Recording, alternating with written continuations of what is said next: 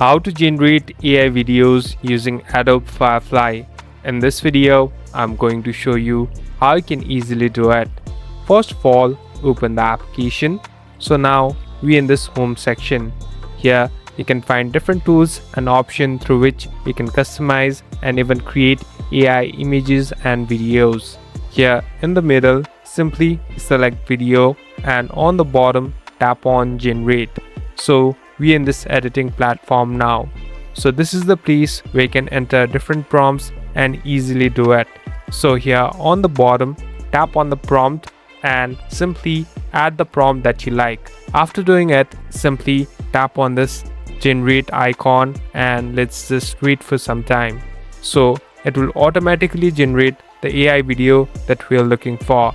Now it will take some time and later you can easily export it to your device. Thank you for watching this video. I hope this video will help you